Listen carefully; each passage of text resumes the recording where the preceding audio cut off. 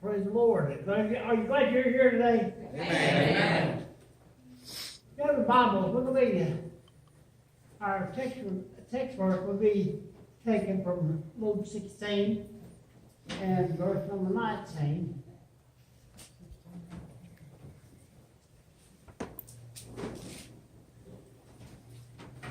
Let's stand together and read the first couple of verses together. There was a certain rich man whose clothing purple and fine linen and fired sumptuously every day. And there was a beggar named Lazarus, which was laid at his gate full of sores. Our Heavenly Father, we ask right now that the power of the Holy Ghost preach this message. Stand me aside, have thy own way. Lord, we know that it's you to be here. Now, God, have your way. And all the people said, Amen. Let me see. Question is, why do people want to go to hell? Why do people want to go to hell? They say, I don't want to go to hell, no, I don't want to go there. But they keep putting off salvation till someday it's too late. Who do we serve? Whom do we serve? Do we serve God or do we serve Satan? That's a real question. We'll go back to the Garden of Eden. I was thinking about Garden of Eden, and only 4 people that were there in the Garden of Eden, according to the historic time. We see God the Creator, we see Adam, we see Eve, and we see Satan. All, it's all in one that's been there. God locked it off for a purpose, for a reason. The most beautiful place it ever been in the world itself was a place called Eden. We look at the Creator, how He created everything. To think about this, when we look over in Luke 16, we look about a rich man, we see 2 people very opposite of each other. They're very opposite. You go to church, you see there are 2 opposite people. There are people opposite from the Word of God. When we go study in the book of here and look in Luke 16, we see hell is a place of torment, a place of darkness, a place of weeping and wailing and gnashing of teeth. It's a place you don't want to go there. But why do you want to go there? You hear the gospel being preached to you, but yet you say, I'll get ready, I'll get saved when I get ready. Honey, you're not the one that tells you when you will die, do you? Because the Bible says, what is life? For a labor that appears a long time is vanishing away. Life is short. As Wayne was talking about, a young lady just passed away. A friend of mine just passed away. I knew that my friend, I was listening many times, play the guitar. Brother Junior was a tremendous man of God. I listened to him for years. But death came. Why would people want to go to a place where the worm dies not and the fire is not quenched, as it says in Mark 9:48? Why would people want to go to a place, as in Matthew tells us 13:14, and shall cast him into no furnace of fire, there shall be weeping, I will wailing and gnashing of teeth. Can you hear the screams of hell? I was talking to a friend of mine last night. It was fantastic what she told me. I was saying, she said, I told people, and they just try to rub me off or think I'm a nut or something. But God gave her a warning to tell somebody else about it. Try to warn somebody a place about called hell. God gave them one more warning. The Bible, Jesus Christ preached more on hell than in heaven. He was trying to keep people from going to a place called hell. If you're not saved by the mercy of God, You're hell-bound, I'm telling you that. I'm not telling you because I'm judging you, I'm telling you because I'm warning you. I'd rather warn you. I can't judge nobody. The book of Revelation tells that death and hell were cast in the lake of fire. This is the second death. Cast in. And I've studied on hell some over my lifetime. I say it's a bottomless pit. I say there's a bottomless pit. Can you imagine? You've dreamed, I'm sure everybody here has dreamed about falling over and over again. There it is, real. There's never ending. Never ending pain. Because, as it says, about Lazarus and the rich man, both had a very opposite effect. The rich man had everything he wanted in this world. Everything. What did the beggar have? He had very little to exist on. But who he chose everything. What you have here don't matter. What you have on the other side will matter. Amen. It's either going to be heaven or hell. You make the choice. Amen. The choice you're going to have to make. I was thinking about that.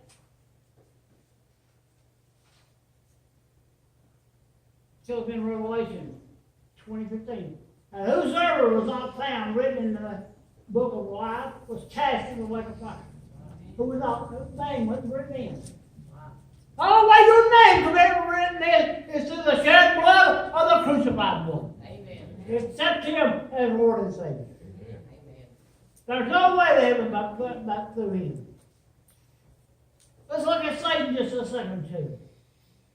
Let's say who he is, what's going on. First, he is greedy. Amen. Second, he is selfish. Yep. Thirdly, he is a force. Amen. That we deal with. That was selfish, greedy, and used the force to obtain the desires of deceiving, murdering, and lying heart. Look how much he stole from you. Amen. Yes. You go back and look how much he stole from you. I don't know if you ever stole love from me. Hey, look at your health. Has he sold your health? Has he told you how marriages? He's told things from you? More homes you broke up. He gets a kick out of that. He was a murderer from the very beginning. Because he called God a liar. Called him a liar in the book of Genesis. Look at the very opposite of who God is. God is love. But Satan is hate. I'm trying to teach him. He's a hate. He hates you. Because Satan was created. He was not born. He was created. God is truth. And Satan is a liar and the father of it. In John 6:44. Your father is the devil, and the lust of your father you will do. He was a murderer from the birth, from the beginning, and abode not in truth because there is no truth in him. When he speaks a lie, he's speaking of his own. For he is a liar and the father of it. Amen. How many times has he lied to you? Oh, I ain't gonna hurt. No, that's not gonna hurt. God don't look at that way. God looks at sin as sin. Amen. Eve, as she was in the garden, she misquoted what God said. When God said, when you take out the fruit, you shall surely die. Satan said, well, you ain't gonna ruin that. You make God a liar. Because the day she protected him, she spiritually died. Amen. She spiritually died. Satan is the opposite in everything God is. Every way God is. Satan is the very opposite. The book of Ezekiel. We'll turn to the book of Ezekiel. We're going to look at that in just a minute. Ezekiel chapter 28.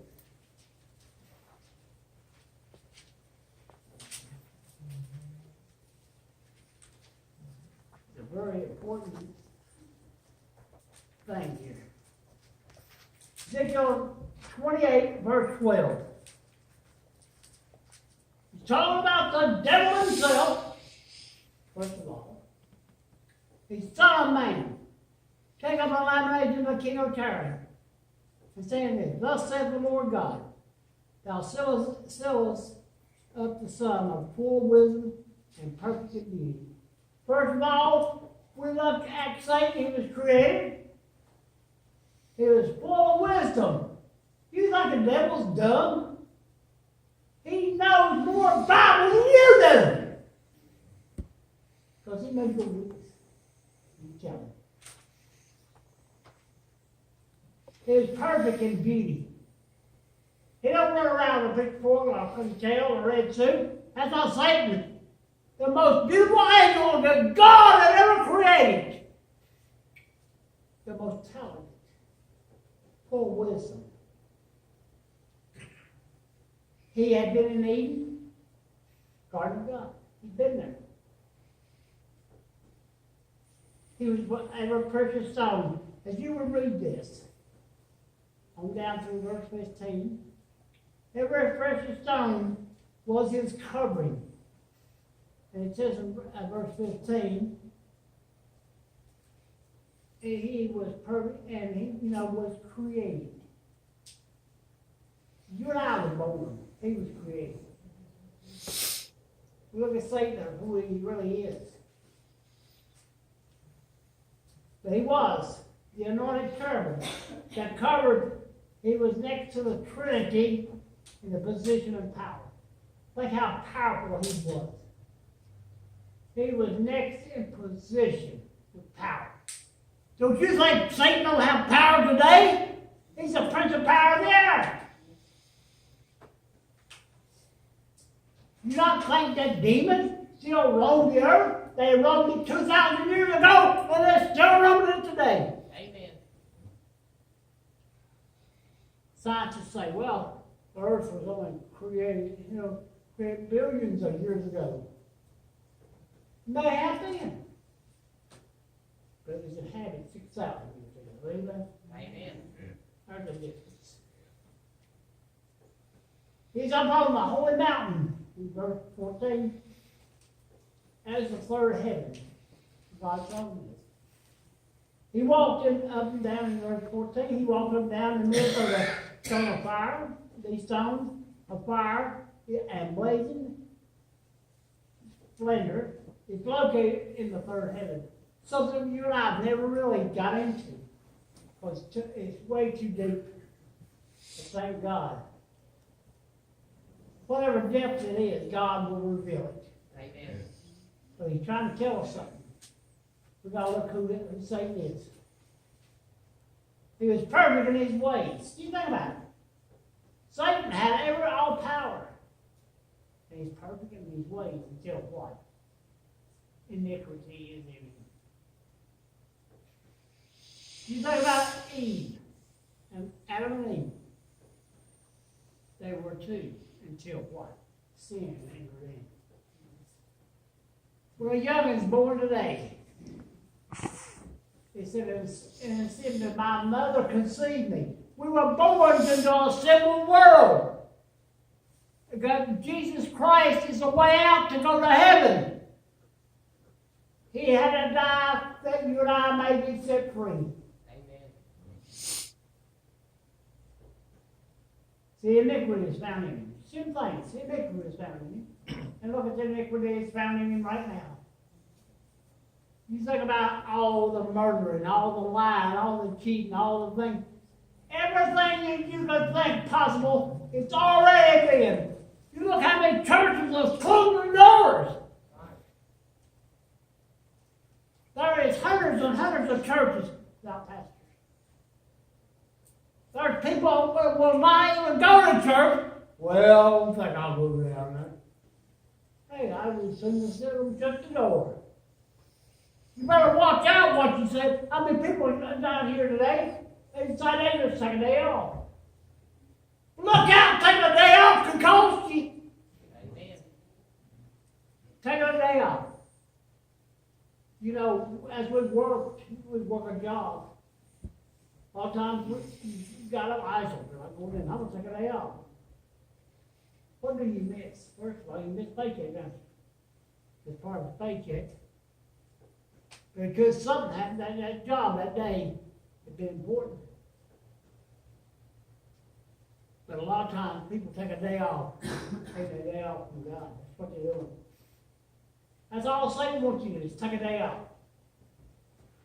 We're looking at a prime example of David. He decided not to go to battle. He took a day off. He's almost going, I'm not going out. The boys are going out. We've got a war going on, going to go battle out there. You're going out there and fight the battle. He's almost going to stay home. That's all Satan needs for David to stay home. He went up on his housetop in the cool of the evening and looked down. What did he see? He seen Bathsheba bathing. What happened there? Because for he saw with his eyes and he started lusting with his heart. And lust came in. See how the devil worked it out? Just that one look costed David. David become an adulterous man, become a lying man, become a cheating man. All this happened to David. The Bible says David was a man after God's own heart. So look how it happened quickly by taking a day off. God has a plan for you when you come to the house of God. He's wanting you to hear something that you can take back. Amen. I just waited on something last night. She said, people think, well, I'm nuts. But I think, wow, God reveals some things to you. Reveals some secrets. Then you know what's going on. And you've done exactly what you're supposed to do and warn them. And they got their final warning. That's probably what David. He talked about a sheep, how a man took a sheep and fed his family, always where strangers came in. David got mad because he took on the sheep. David said, probably told David, said, you're the man. You're the one's guilty. How many times we stand right in front of God and say, I'm guilty. I'm the guilty one. In Luke 16, two men mentioned were very different from one another. They were very different. One had everything in this world, everything in life he could afford. Everything was given to him, everything about it. Everything. So what did he have need of? For substance every day. Then there's the other man. The other had very little of this world. Had very little. But what he had faith believing in Jesus Christ. Amen. And because he believed what the Bible says, it says right here. Go back and read the story.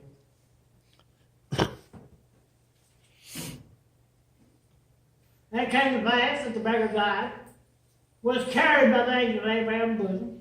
The rich man also died and was buried. One was carried, and the other was buried. There's a difference. And in hell he lifted up his eyes, being in torments, and seeth Abraham afar off and Lazarus in his bosom. It didn't say just torment, it said torments. So it's a plural.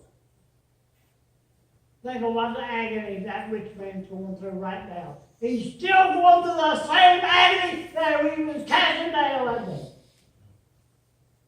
And he cried and said, Father Abraham, have mercy on me. Send Lazarus and may dip the tip of his finger in water and cool my tongue. For I am tormented in this flame. Show him torments in a flame. know some of you ladies, y'all cooked, you got grease popping out on you. Or you picked up a hot skillet, you one thing, you ready to move it, boy, what your fingers ball, man. You know what I'm talking about, they go up real fast. Just think about hell.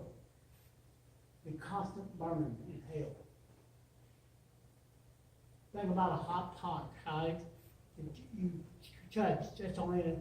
That's nothing compared to what hell is like.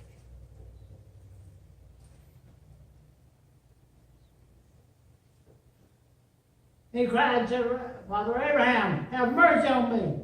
And said Lazarus, and they dipped the tip of his finger in my water come out down, for I am tormented. It's like I tip of water just a little bit. He didn't ask for a whole cup full, did he? He just wanted a tip off of the tip of his finger. Cool my tongue.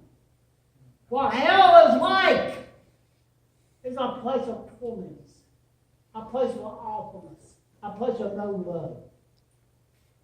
I've heard people say, well, if I go to hell, I've got a lot of friends down there. That'd be nice. You ever been hurt so bad? You hurt maybe with a toothache, a sore throat or something? You'd be hurting so bad. You don't want to bite around it. That's hurt. You think you want them in hell? In hell, you wouldn't want them around you. Because you'd be screaming. Because of the awful darkness. Darkness. Right now, we live where there's light. Did you go into a closet and shut the door where there's no light? In prison, it's called a hole. So they started making them put light in it. So after a while, darkness runs you crazy. If you're not long enough, it will run you crazy. You can even feel the darkness. The type of darkness they feel. In hell they feel that. And Abraham, son, remember that thou in thy lifetime resist thy good thing, and likewise bad and evil things. But now he is coming, thou art tormented. He said, okay, you had it all. Now, you didn't pay no attention. Can you imagine a funeral that day when they buried the rich man? Because Papa's funeral was. Here come the priests, everybody around. They were going to bury him in splendor and giving him the best burial any possible. They had the finest hearse taken down the road. Poor lad really died. But they didn't die. Thing was no good. It was just a beggar. That's what it feels like. He was just a beggar. But he was more than just a beggar. He was a child of the king. Amen? Amen. You're a child of the king. You are somebody. Amen. You're heading somewhere. Amen. Either you're heaven bound or hell bound, one or the other. But you've got to make that decision yourself. And besides all this, between you and us and you, there's a great gulf fixed of that day which would pass from thence to you cannot, neither can they pass to us that would go hence. Great gulf. That's a great gulf. There's a great gulf for the sinner and the Christian right now. You gotta look at the gulf that's between us. We are saved people, and you think about this. We're heaven bound and hammered now, amen. Amen. Let's look at that. Heaven is a prepared place for a prepared people. That's right. If a sinner goes there, it would be heaven. God does all that things.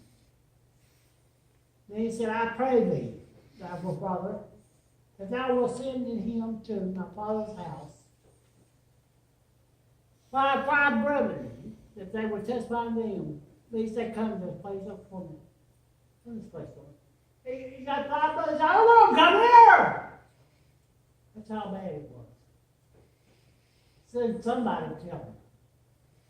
Like that young lady I talked last night, she was sent to tell some people about it. Whether they listened or not, she told them the truth. what will happen to them? If they don't repent, they'll go to hell. But God gave them one more warning. How many warnings has he gave you? How many warnings has he gave you? He's trying to warn everyone. Why would anybody want to spend eternity in hell? When God made a plan. Said you don't have to go there. So I am the way. Amen. I am the way. And all the way you will get there is through the shed blood of the crucified one. Amen. It's up to you where they go. A lot of people, they go, I'll just wait, I'll wait. You know, I'll wait. I have seen too many people waiting to get out of this world without Jesus. Slip out without Jesus. You know where they're at? In hell. I've got friends in hell right now. So do you. You got acquaintances you knew. You're in hell right now. You're about people dying. Well, I feel sorry for them. I'll be honest, that's something I can't say I feel sorry for. They've been saved by the grace of God. I can praise God to be absent from the bodies, be present with the Lord. They're there, amen. Amen. We're looking to go there. Amen. Are the ones who die without Christ. Too late to feel sorry for them then. It's too late. They chose their destiny. You choose yourself. It's a choice you have to make. And that choice, God says, hey, I gave you an opportunity. Everybody that's under my rule, here's this right now, are hearing the gospel. The gospel is Jesus still loves you. Jesus wants to save you. Jesus cares for you. He loves you. He don't care what you've done. He don't care about your past. He cares for your future. Amen. And he said, they probably have had, if one went and him from the dead, they will repent. They repent. That's what he was like. How they repent. We got people who don't want to repent anymore. They like to live their life just like they do living right now. They're having fun living their life. There's coming a day it won't be fun. Amen. There's coming a day you wish you would listen to what God said, but you wouldn't. You've been warned. Amen. Satan was warned. Too late. It's too late. The moment that breath leaves, it's too late. Amen. It'd be too late for you. So what are you going to do with Jesus? That's the thing. Are you going to repent and say, God, forgive me? I know I'm a sinner. How simple it is. Come to a righteous God and say, God, I am a sinner. I want to save. I don't want to go to hell. I don't want to go to that place called hell. And all way you can do it is come to him and confess to him. You don't have to confess to no man. You confess to Jesus. Amen. He's the one who can clean you. And he said to him, if they hear not Moses and the prophets, then will they be persuaded, those one rose from the dead. Look how many people won't listen. They've got their ears closed off. They've got their ears stopped up. They don't want to hear the truth. They don't want to hear the truth. What is the truth? The truth is, it's a choice you got to make. Choice you got to make. What is the truth? What is the truth of you today?